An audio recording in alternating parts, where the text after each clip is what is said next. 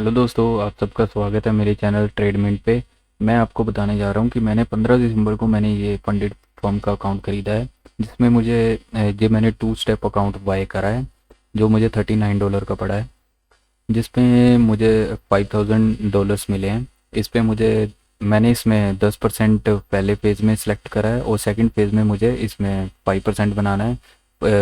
पहले फेज में मुझे 10% जो कि $500 बनाना है और सेकंड फेज में मुझे $250 जो कि 5% बनाना है। तो फिर उसके बाद मुझे रियल अकाउंट मिल जाएगा, जिससे मैं पे आउट ले सकता हूँ, क्योंकि मैंने कभी भी इस फर्म के जो फंडेड अकाउंट को पास नहीं करा है।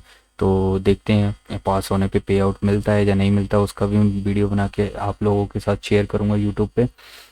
मैंने दोस्तों इसमें जब मैंने पहले दिन अकाउंट खरीदा तो मुझे $21 का प्रॉफिट हुआ, और सेकंड डेज मैंने मतलब 16 दिसंबर को मैंने $74 का प्रॉफिट करा था, मेरा टीपी हिट हुआ था। और उसके बाद मैंने 17 दिसंबर को, जो मेरा टीपी हिट नहीं हुआ, पार्शली बुकिंग के साथ ट्रेलिंग एसएल गया था जो $28 का। फिर उसके बाद मेरा ये सेटअप फेल हो गया, $39 का मुझे इसमें लॉस हुआ 22 दिसंबर को। फिर उसके बाद मुझे दोस्तों इसमें जो 23 दिसंबर को $201 का प्रॉफिट होता है, जो कि मेरे इस दिन मैंने दो ट्रेड करे थे, मेरे दो सेटअप बने थे और दोनों के दोनों टीपी हिट हुए थे।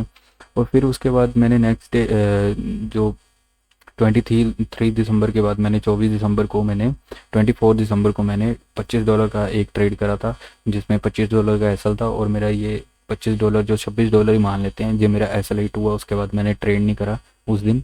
फिर उसके बाद मैंने आता हूँ 26 दिसंबर को, जिस दिन मैंने मेरा पहला लॉस होता है। इसमें मुझे याद है मेरा पहला लॉस हुआ था $35 का, जो कि मैंने लॉस, जिसकी वजह से मुझे अग्रेशन आ गया कि मेरा ऐसे कैसे लॉस हो सकता है, जो मैंने डिसिप्लिन ब्रेक करा। उसके बाद इस दिन मैंने टोटल 4 ट्रेड कर लिए। उसके बाद मैंने 3 ट्रेड और ले लिए अग्रेशन में बिना सेटअप के, जो कि मेरी ओवर ट्रेडिंग हो गई, क्योंकि मैं लोड साइज इसमें 0.10 का फॉलो करता हूँ, और जिसकी वजह से मुझे हैवी लॉसेज हुए इसमें।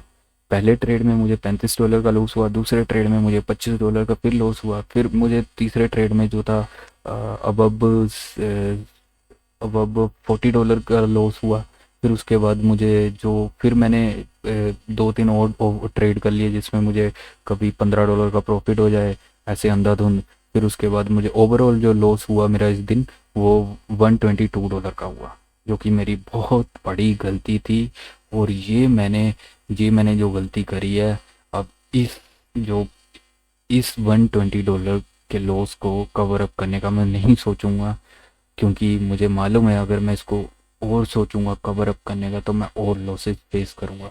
तो इससे बेटर है कि मुझे, अगर मंडे को जब मार्केट ओपन होगी उस दिन 29 दिसंबर को, उस दिन मैं सिर्फ यही सोचूंगा कि मुझे जितना भी प्रॉफिट हो जाएगा मैं उतने में खुश हूँ।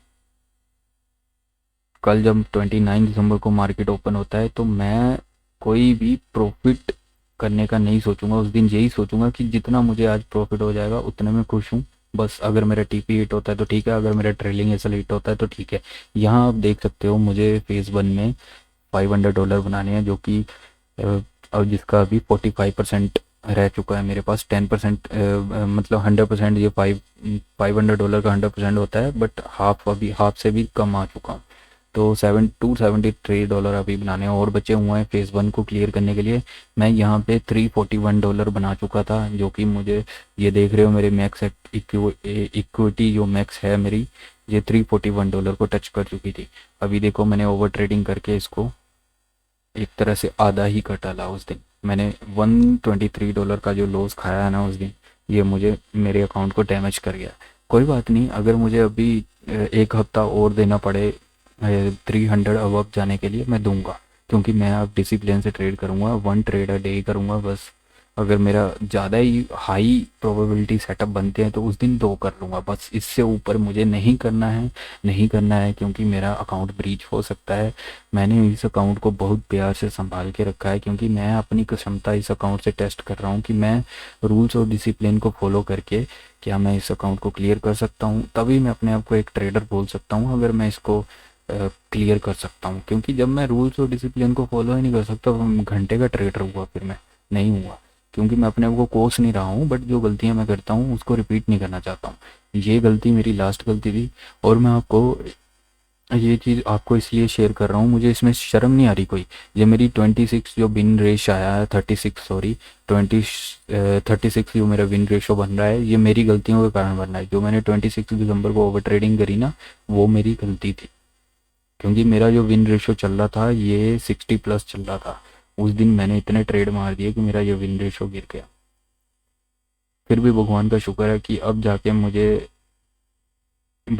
ये जो फोमो होता है ना, इसको कंट्रोल करना। ट्रेड निकल गया, ट्रेड निकल गया, ट्रेड निकल गया, इसकी वजह से ओवर ट्रेडिंग हो गई। बस ये गलती है मेरी, बहुत बड़ी गलती है। तो दोस्तों, मैं ये वीडियो इसलिए बना रहा हूँ ताकि तुम लोग ये सब चीज़ें देख के सीख पाओ और अच्छे से ये अपनी ट्रेडिंग पे फोकस कर सको कि ये बंदा अगर इतने दिन कंट्रोल रख के अच्छे प्रॉफिट्स तो और कंट्रोल में लॉस करके एक दिन में इतना बड़ा लॉस कर रहा है, तो ये गलती हमें नहीं करनी। बस मैं इसीलिए ये बिल्कुल ही, मैं कोई व्यूज़ लेने के चक्कर में नहीं आया। मैं सिर्फ इसलिए आया हूँ क्योंकि मुझे, जब भी मैं ओवर ट्रेडिंग करता हूँ ना, मुझे किसी को बताने में शर्म आती है। बट अब से मैंने वो चीज़ करनी छोड़ दी है, क्योंकि अगर मैं गलती कर रहा हूँ तो वो मैं एक्सेप्ट करूँगा सबके सामने आके।